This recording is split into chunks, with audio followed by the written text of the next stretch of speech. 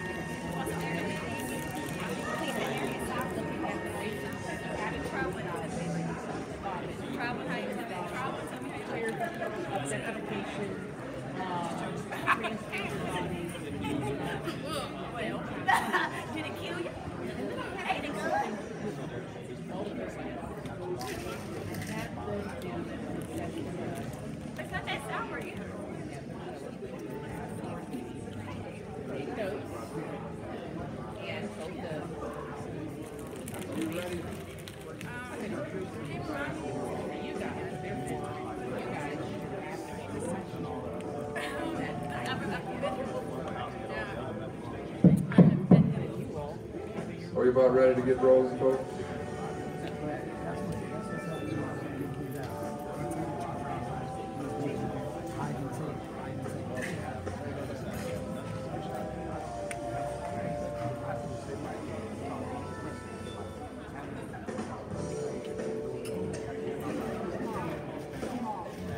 The music.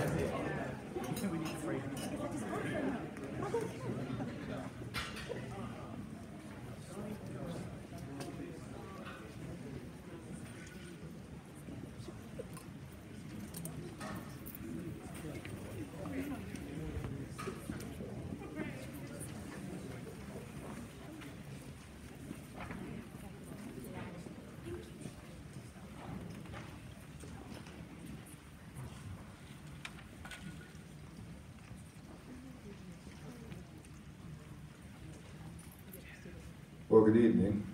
Good evening. My name is Ronald Mason, President of the University of the District of Columbia, the public institution of higher learning in and for the nation's capital. Welcome this evening. This is the second annual gathering of the ANCs. We expected a lot more, and we hope they'll still keep coming in. We had a surprise event at the library in Cleveland Park for the chancellor, one of these public hearings. So we don't know if that took away a little bit from the crowd tonight, but you know, we are a small but formidable group, and we'll walk you through where we've gone since the last time we got together about a year ago, and then talk about where we're going to go in the future. Let me first see who's here. Who are ANC folks here? Just raise your hand. Okay, good. And then who is working at UDC? Raise your hand.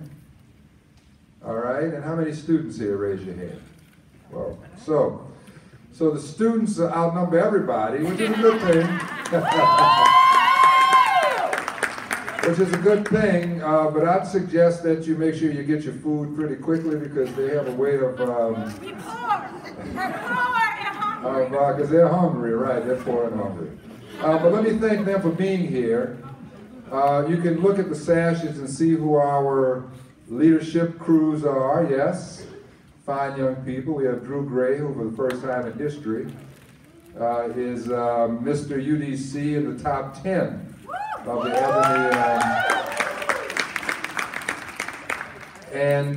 you can see the shirts they have on, hashtag UDC First Choice, and we're going to show you a video that explains what that hashtag is all about. In fact, I think now it's time for the video.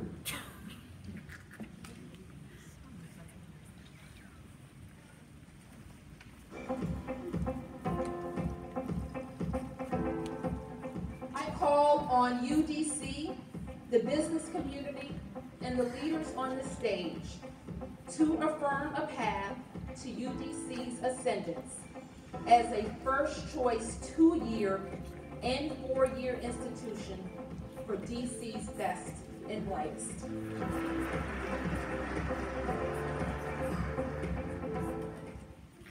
So that was the mayor's inaugural address this year.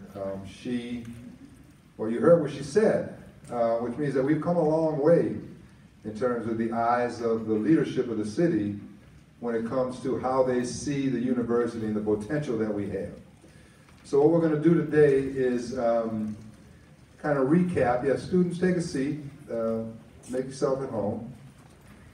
Because this is interesting information for you too.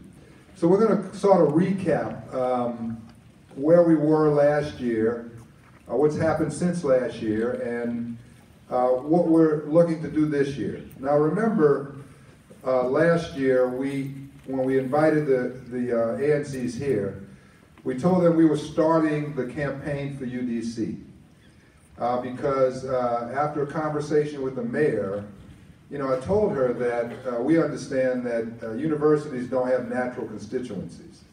You know, we're not like K-12 systems that have parents, and a lot of parents who can always make a lot of noise when something's not going right with the K-12 system.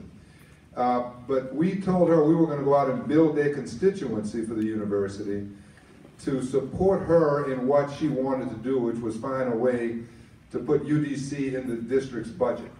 Because we really hadn't had any budget increases for years.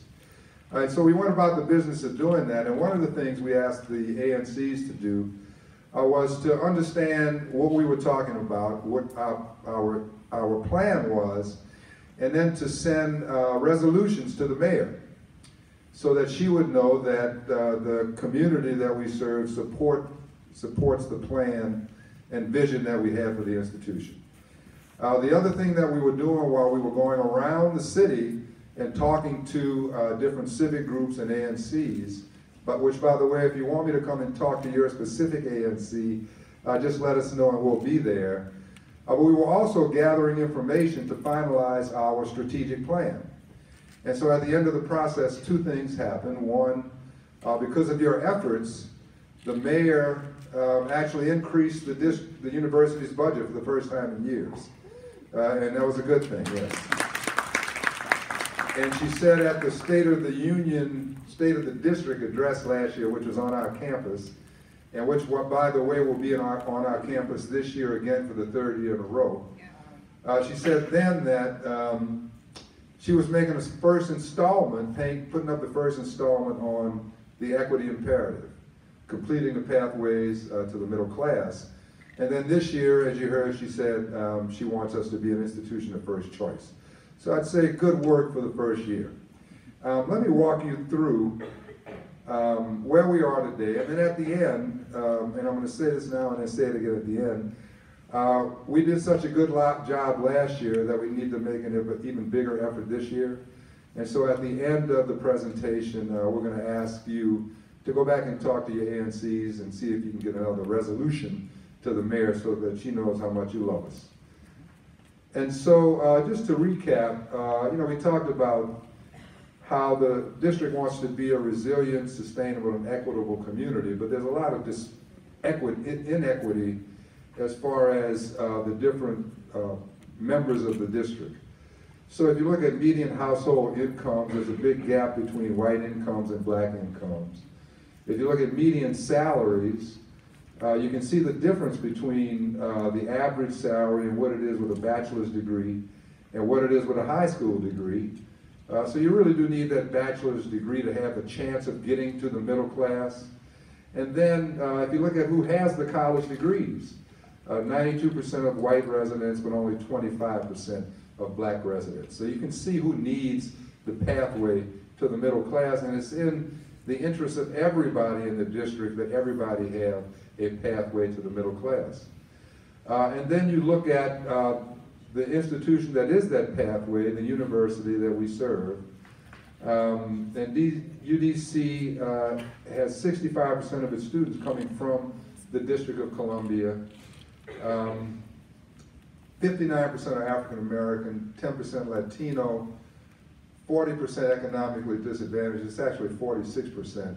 And then, of course, all of our workforce development students, that is non-credit bearing training programs, those are 100% residents, and it's free to every district resident. Y'all with me so far? Mm-hmm. Okay, let me see if I skipped one. Hold on. And so here's the punchline. If you look at what is invested in public education, the national average for the states is about 5.8%. And then you can see Maryland a little less and Virginia a little less, but then you look at the District of Columbia, and it's 1.1% of the district's local fund budget goes into public higher education.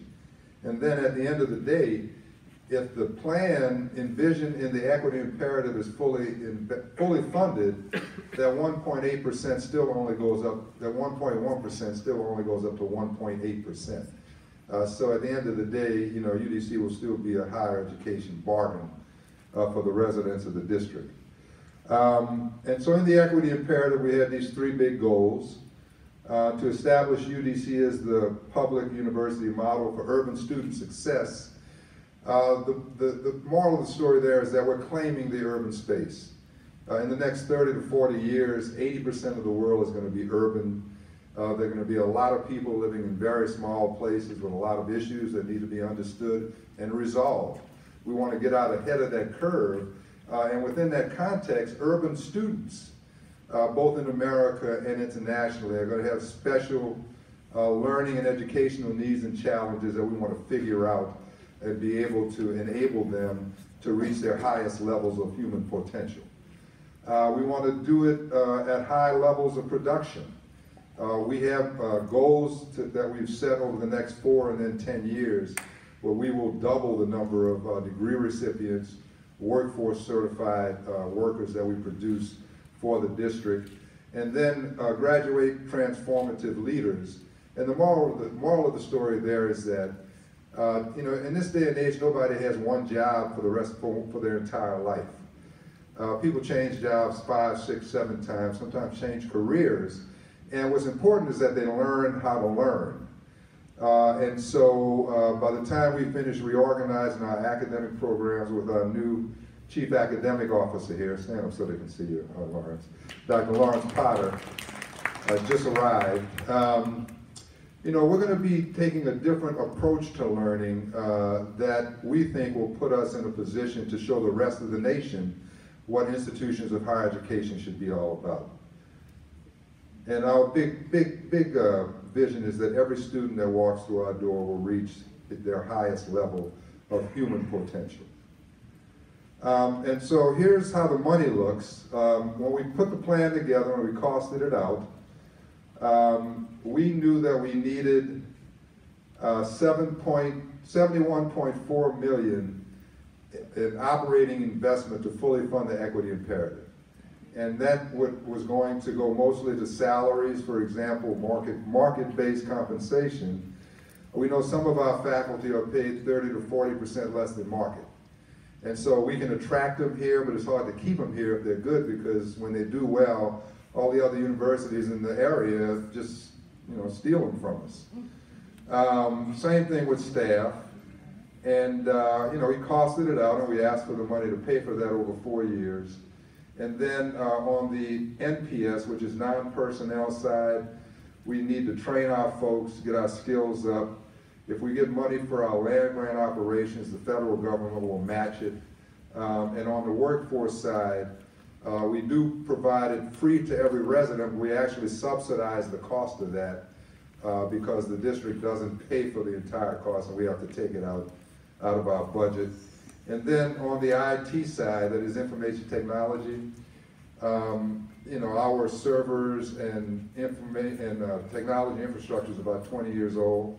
And if you ask the students, you know, they're already nodding their heads about access to, you know, wireless internet and everything else. We just have our challenges. And as a university, where everything is technology based, you know, it's difficult to be what we want to be without fixing that problem. So that's what we asked for, and overall. And then for the first year, we requested a total of $16.2 million for operations and got $9.5 million. So you can see the difference there, first of all. But then of that $16 million, we needed $14.2 million in recurring money. That is, as an increase in our base budget.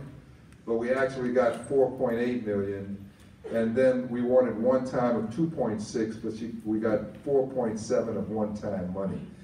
And so what that means is that if it's not recurring, then we can't count on it for the next year, which means we can't put it into salaries, which is our biggest issue. Now, we're not complaining because, you know, since I've been here 3.5 years, and for several years before that, we didn't get any increase in our budget, so this is progress. And we're very thankful to the mayor for, you know, putting us on the right track with that first installment, right? And we were able to use the money that we got to do certain things. We did, you know, make a good offer to our faculty, did some training, and then the big one is that most of you from the neighborhood know the Fannie Mae building, 4250. And so we were able to lease that, and we're expecting, when you see the next slide, to get some money to buy it next year. And when we buy that, then we can make that our brand new modern learning center. We can move 2 colleges into that building, and then we can tear down building 41, which we've already had to empty because it's just falling apart, 50-year-old wires and pipes. And then the district wants to build its district archives over there, which would be very nice for the university to have those resources there. And then we can turn building 44, which is on Van Ness Avenue, into our first student apartments, which is really important. We don't have any student apartments, and from a learning point of view, it would be a much better situation for our students. And then on the capital side, we had asked for 724, we got 147. And the 147 million, you know, it's spaced over 4 years, or 6 years. And the way they did it for us was they put most of the money in the 5th and 6th year. So we have enough money to do some planning and some thinking and some emergency repairs. But the big ask for this year is that they put some additional money for us to buy 4250, and then we want to plan to expand Bacchus, to move a lot of our community colleges, facilities out there. And then looking at the Ward 7 folks here, they had brought us a great idea about a community college facility over in Ward 7, which, you know, we'll see how that goes. But we're always open to the possibilities. And we told you about the numbers of, you know, what we think we can produce. This is what they are. And at the end of the day, in 10 years, we can produce 8,000 workforce graduates and 5,000 industry certifications per year, and then you can see the degree completions at the top. And so, if we can do this, this is what an equitable middle class would look like in the district. You know, representative of every constituent group, each with pathway to success and the ability to reach their highest level of human potential. We have the plan. The plan is parsed out among all of the vice presidents and chiefs at the university. We track it on a regular basis. We have goals that we report to the board on quarterly. I'm accountable for producing the results, and if I don't produce the results, the board holds me accountable for doing or not doing that. And so while we're not perfect yet, we feel like we're making progress. We know where we want to go. And the ability to succeed is tied to the resources we get from the district. And so if we can't get what we ask for, we have to adjust the goals and slow down the plan. And so what we're trying to do this year is get the mayor to put us where we wanted to be at the end of the second year by catching up on the budget and making the second installment equal to what would have been the first and second installment in the original plan. So that's the idea, and that's the ask.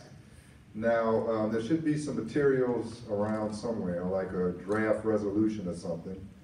Do we have that, John? I'm looking at Tanya or Lee. We're going to be following up with all the commissioners that attended this evening, as well as those at RSVP expressing their support. And we're going to be sending out the link for the live stream of tonight, along with the draft resolution. Good. And so, you know, people pay attention to what you say. Your words have great weight, as you know. And it worked last year, and we're asking you to work with us this year. We'll come to your home sites and give you whatever information you need.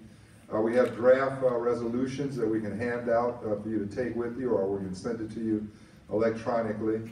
And you know, we want you to understand what role we serve for the community, for the district, and for the future of the district, and want you to work with us to make it happen.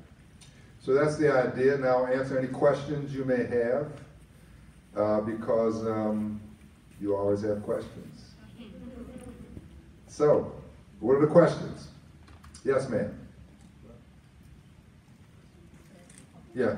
While she's coming up, let me mention one other thing. We started a really good conversation last year with some of the ANC members about how UDC can support the ANCs, and it ranged from everything like a ANC Leadership Institute, to an annual ANC conference on our campus here. We haven't really been able to pull all of that together, but we have talked to John Gottlieb, Simon Gottlieb. I did talk to the new ANC members that just got elected. And so we're ready, willing, and able to do that work. We're just gonna have to get some ready, willing, and able ANC members to help us think it through and make it happen. Yes, ma'am. So first I want to say congratulations on the vision and the progress you've made so far. It's fantastic. You came to speak to the new commissioners during our ANC training that Mr. Gottlieb led, and I got excited about it. I'm also curious about the next step so that when students graduate from UDC, that they had the opportunity to work within this city, purchase housing within this city, and contribute to the economy and the culture of Washington, D.C. That's a good question. You know, I'm going, that's good. I'm going testify. I don't know what you all think of the new chancellor nominee for the D.C. Public Schools. But I'm going to testify for him tomorrow. Because we've talked and we understand that the pipeline starting from the community up through the bachelor's degree needs a lot of work, right? And then after the bachelor's degree, the pipeline needs a lot of work, right? And so between him and the Deputy Mayor of Education and the mayor, who has recently, let me explain it this way. The city is divided into clusters, right? I'm part of the education cluster. So it's me, it's the public schools, it's the charter schools, but the mayor's recently added the Workforce Investment Council and the Office of Employment Security, right? And so we've been talking about how to make that pipeline complete.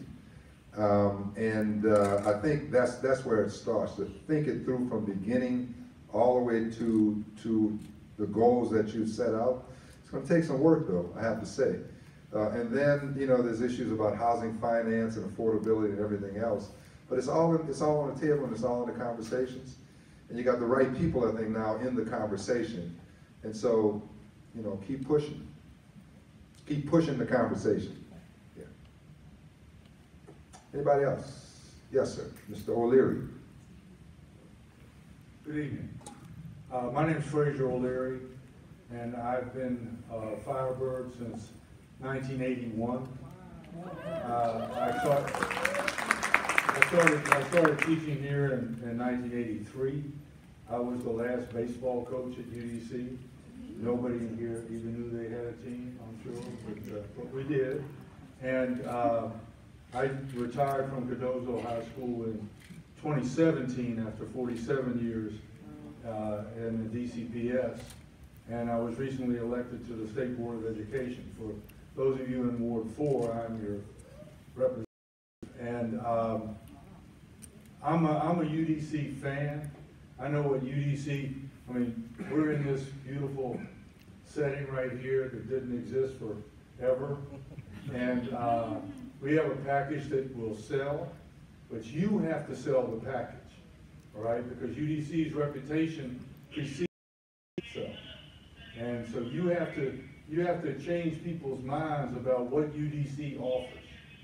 Because if you believe in UDC, then you know that what it offers, all right? And we can, as a community, but as President Mason says, you've got to talk to people. You know, I know that his vision, and we've had a conversation, is to get into the community and to have students come to this room, all right? Because there wasn't a room for them to come. UDC didn't have a house to show off, all right? And now they have a house to show off. But you have to spread the word, all right? Because the price of UDC, everything that UDC has to offer is something that is of value to this city. But the people of the city have to convince the politicians. You don't have to convince me. I'm not a politician. All right? Trust me. Yeah, right. Trust me. But I'm not. The only reason I'm on the board is for the students and their parents and the teachers and the administrators. But you have to talk to everybody. All right, Dr. Mason will be at Shepherd Park Library on the 19th of February, next Tuesday, I believe it is. No, yeah, next Tuesday, to talk about education to anybody that wants to come. All right, but you have to spread the word, because I'm teaching now, and the product that UDC has, it's a little different than it was when UDC was, anybody could go to UDC with a diploma. All right, now there's you have to have certain qualifications to get here, but my students, I teach English, my students are fabulous. Freshmen, I'm teaching freshmen, and they're writing their fingers off, but they're really good, all right, and the product is fabulous. And how many of you graduated from UDC? Okay, so talk to them, all right, because I taught at night for 35 years. And so my students at night were working all day. Yep. And they all came to class with the same goal. It wasn't like teaching in high school. If I taught 25 students at high school, there were 25 goals.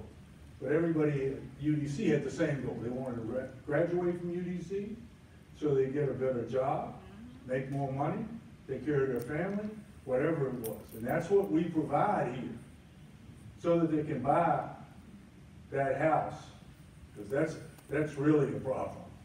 So, you need to talk, but the more education you have, the better your house is. Guaranteed. Sorry, I'm not running. That's okay, we know you're not a politician. But he makes a good point. We serve everybody, the entire community of the District of Columbia, and we serve them all well and provide what they need. If you need any proof of that, just before you leave, grab one of these young people. Talk to them about their experience. If they tell you the truth, they're going to tell you it hasn't been perfect. They'll probably tell you that we're still working on financial aid and we're still working on admissions and the elevators still don't work quite right. And that the classrooms are cold in the winter and hot in the summer. But that's what we're trying to fix. That's exactly what the plan talks about. And if the plan happens, and you all can talk to the mayor too, you'll see a different type of institution over time. And what's more important is that the value of their degree will increase over time. So this is important work. Yes, ma'am. Hi there, Angela Bradbury, ANC 3C06.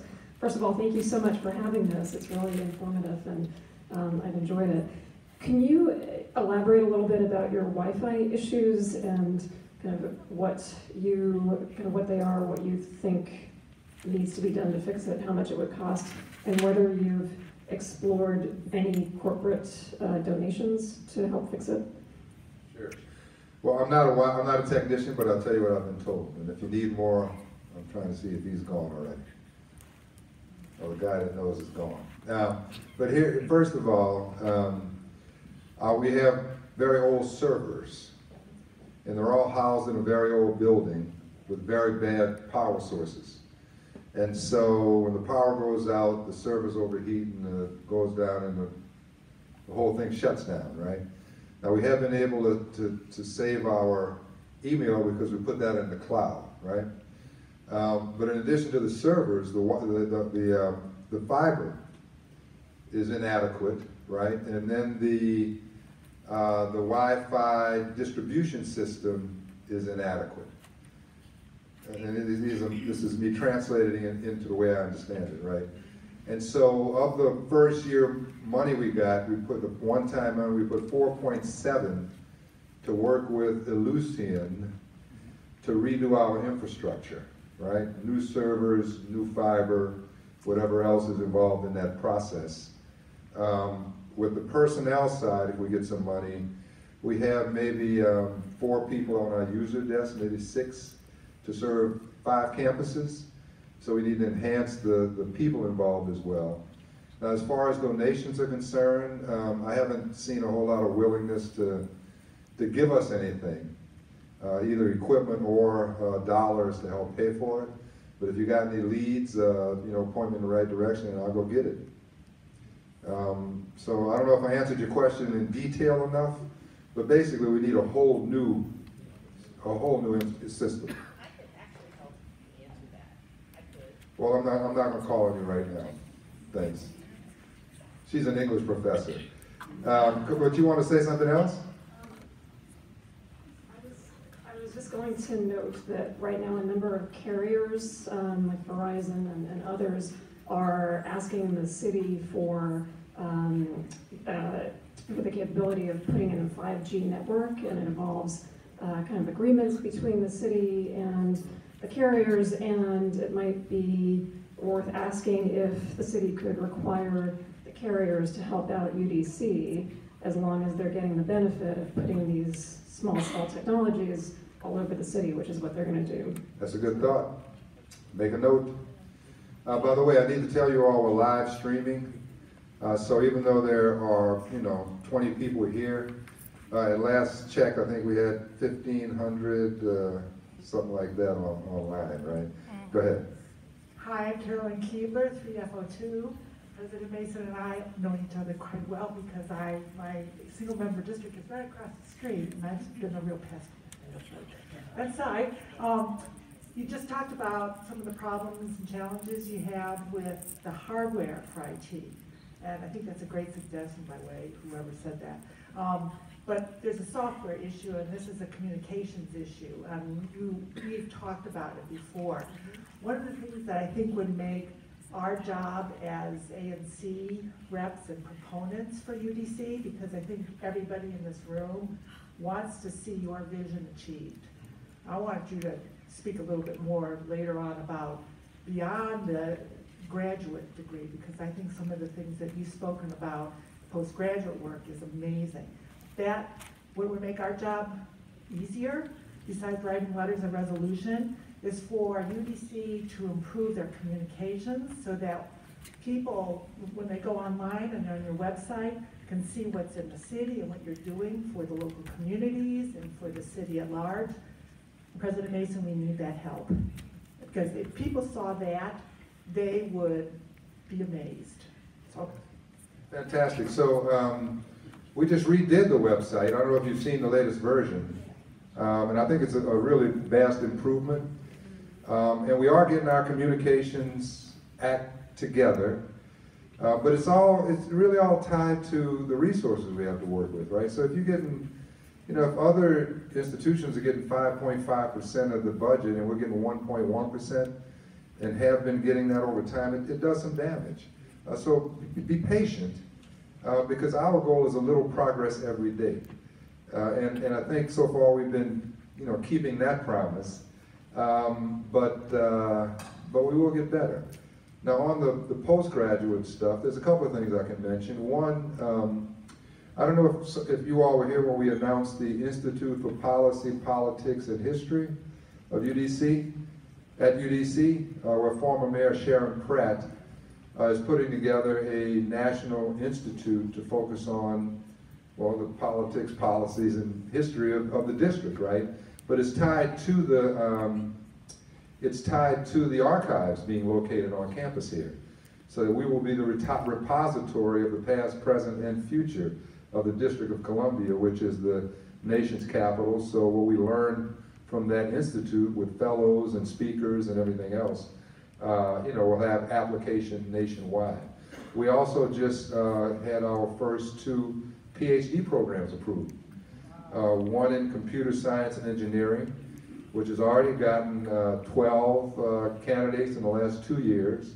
And the second, which is really exciting, in urban leadership and entrepreneurship, which will have tracks in education, urban sustainability, politics, and public administration. It's going to be a really neat program that's going to produce urban leaders to fulfill our responsibility for claiming the urban space. So there's a lot going on. I could keep talking, but it doesn't do any good because it's not on the website, is your point. But it'll be there. It'll be there. Great suggestion. Great suggestion. Anybody else? Anybody from Cyberland? Are we taking questions that way or not? No? They can log on and ask. Okay, all right. Anybody else? Yes, ma'am. Mike. Yeah, Mike. Okay, so just to kind of help to answer your question as to what's the issue. Okay, so yes, I'm an English professor, but these days, being an English professor is not just about teaching writing. These days, it really is about digital humanities. We're moving from analog to digital, and if you're not prepared to do that, you're pretty much dead in the water. And that includes, you know, we think of digital as just being something about social media. That's just a small piece of it. We're supposed to be hosting an archive center. Much of that will be digital. And so what that means is that every single time you go on a website and you're clicking on something small and it expands into something much bigger, we are moving into an age in which if we call ourselves delivering education, you really do need to have a kind of space, virtually, you know, bites, you know, that kind of thing. You really need to have that. And the technology that's on this campus right now is far too old, far too small. And I'm looking at projects that I'd like to go ahead and get money for from NEH, but I can tell you right now, we can't do anything like what you see at University of Maryland, GMU, or any other place, because quite frankly, we just don't have what we really need. There are dead spots on this campus right now when it comes to trying to get access web-wise. And so I would say that maybe we all need to have some kind of working group on building that kind of funding, and maybe we need to start looking to Silicon Valley. Maybe even ask Bezos, and think that's something other than what he's currently going through, and help us to basically update and really get into the 21st century. I don't know if that helps you. Okay. And by the way, I have asked Bezos, just so you all know. He hasn't answered yet, but hope springs eternal. Anybody else? Your universe. Any students got any questions by any chance? I guess you all hear this all the time, so. Yes, sir.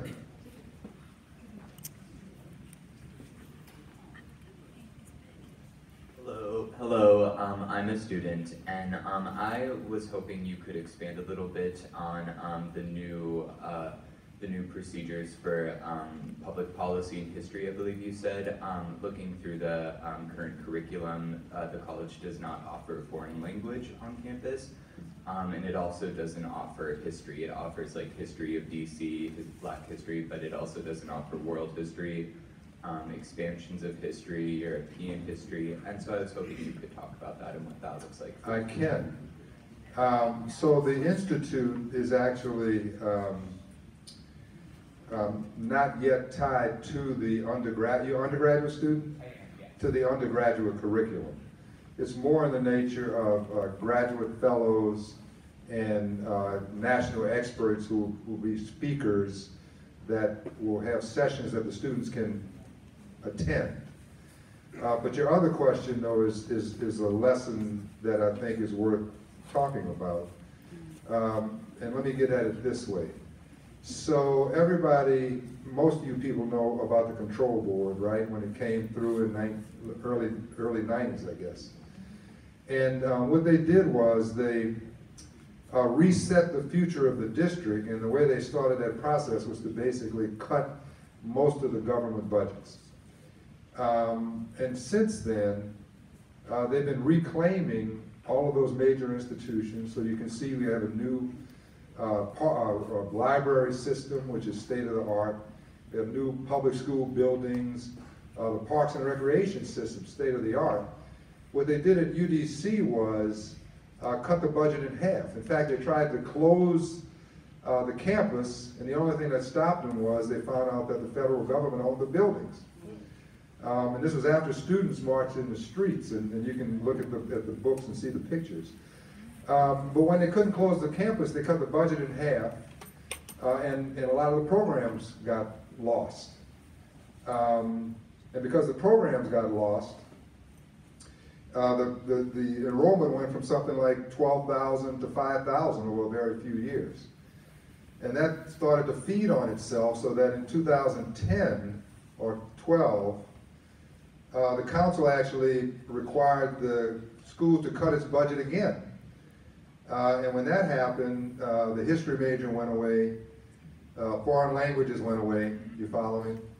And so, now thank goodness we have the consortium with other universities, which allows students to take classes other schools, right, if we don't offer it here and they need it. And if you don't know about that, we can give you the information on that. But part of what we're trying to do is rebuild what was lost since the days of the control board. Because even the chair of the control board recently said, you know, of all the things that she regretted the cut she made to UDC because she thought they were much too, in hindsight, they were much too deep. So in a lot of ways, as Firebirds, we should be really proud, you know, that we're still here, and that we're still in the game, and that we're still making progress. But, you know, given the mayor's announcement last year and then beginning this year, I think we're more than just back in the game. I think there's a commitment now for us to reclaim our role and responsibility as the public institution in and for the nation's capital, okay? And if I can help you on an individual basis, you know, have you talked to your counselors and your advisors and so forth about how to package what you need? Yes, I asked this more for just a general concern for the campus. The consortium isn't actually, they don't advise it or hesitate to advise it for the students. I think there's a lot of resource issues around that. But otherwise, I would just hope that that's in your realm of knowledge for Absolutely. Absolutely. Yes, indeed. Especially history. I'm a history major, and so I hear about that all the time, and it never leaves my memory bank. Stick with us, and if you, and again, we have well, that's okay. We'll talk to me if you need to. Yeah, Sarah, come on. I came here, I wouldn't say anything. I had a conversation this afternoon, and UDC was in passing because I said I had to be here. One of the things, the person that I was speaking to, the minute I said UDC, she frowned. I explained to her that I had just recently attended the launch for the Institute. Her frown changed, it's more positive. When I had mentioned that they were going, the plan was to house the archive here for the city, she got a smile, okay? Because I think the current archive is on Naylor Court. Yeah, but anyway, I understand the consolidation. So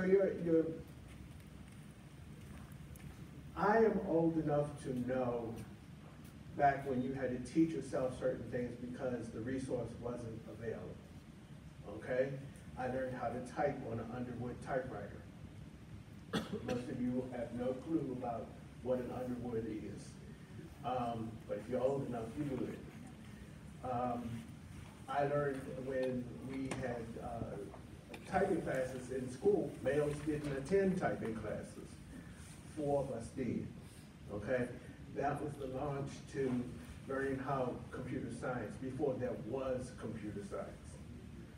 My point to you, I know you need the resources, and I have no doubt in my mind if Madam Mayor does what she's supposed to do, you will get them. You may not get them in the amounts that you want, but you may get more than you expect.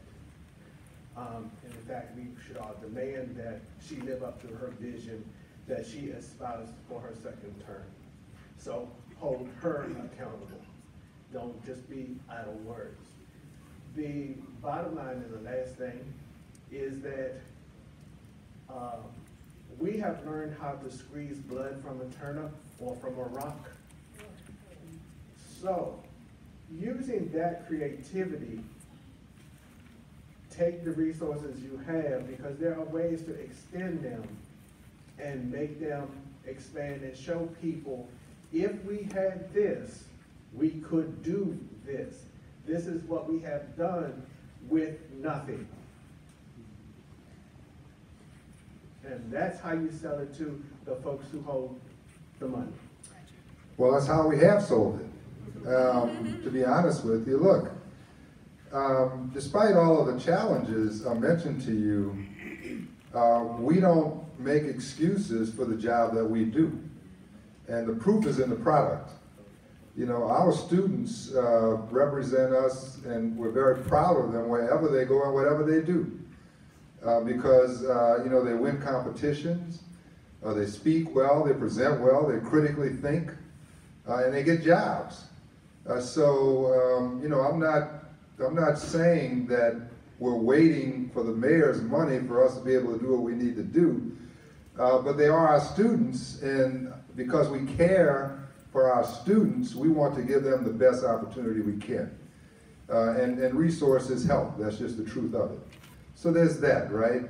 But there was a little more in your story there. One, about the frown, right?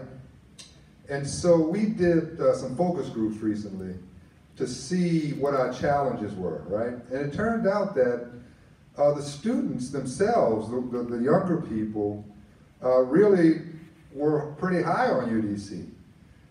They just didn't know that much about it. But when you talked about being able to graduate from college without debt hanging around your neck, and when you talked about accessibility and education in the District of Columbia, those are things we can sell to anybody, anytime, right? But it was the parents. It was the parents who remembered the old UDC that were the ones telling their children, think twice before you go to that school.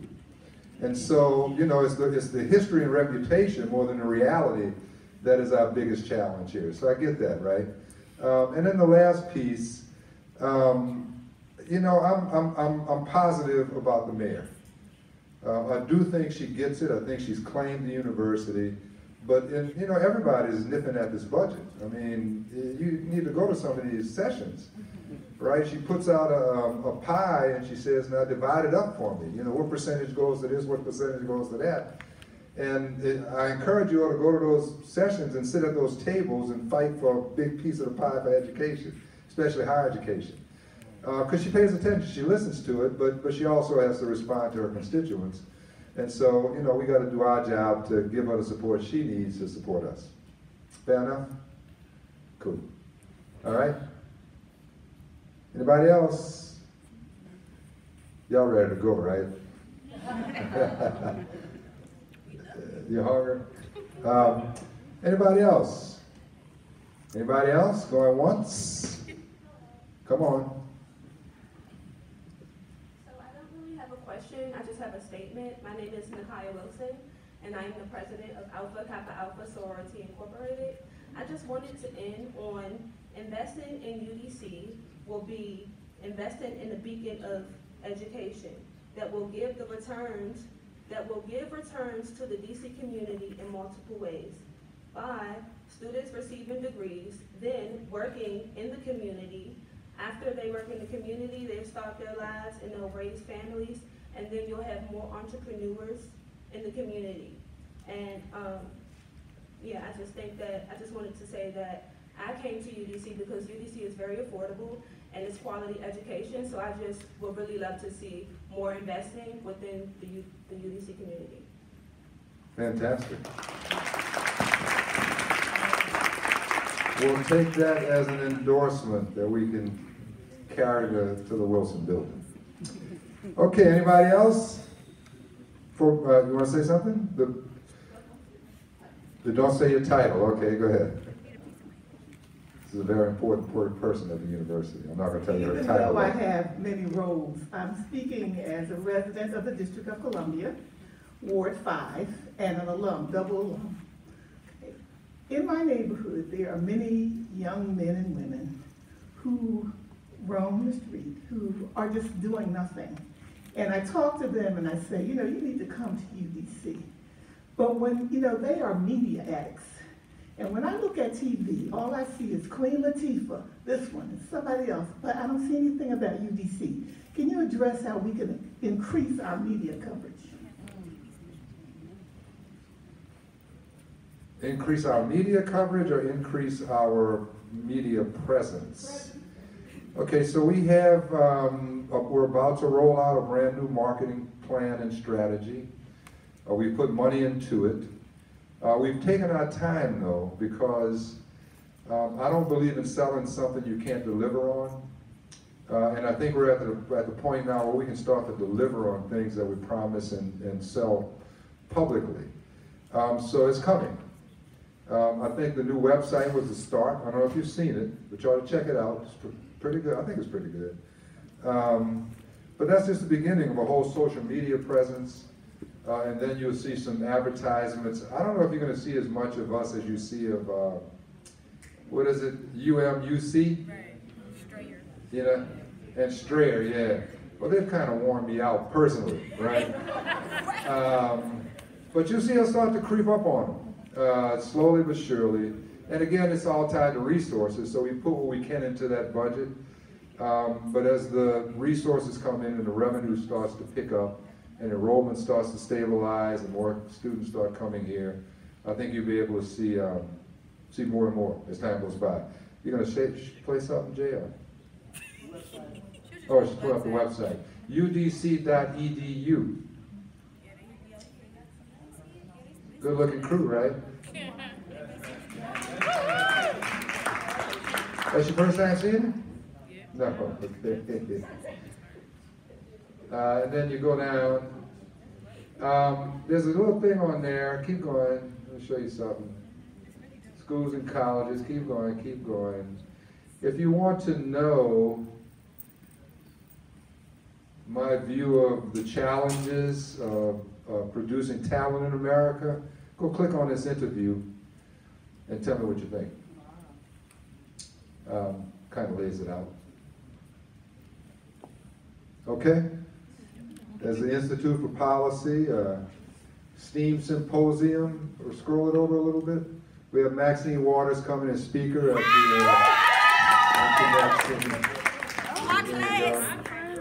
Founders Day, February 21st.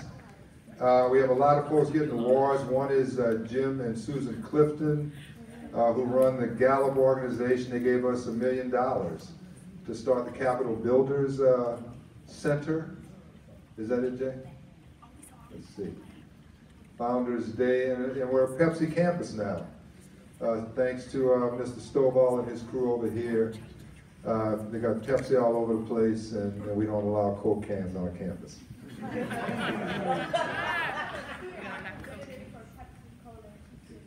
Yes, we have she's here today. Who is that? Dolores. Where's our Pepsi rep? There she is. That was part of the deal.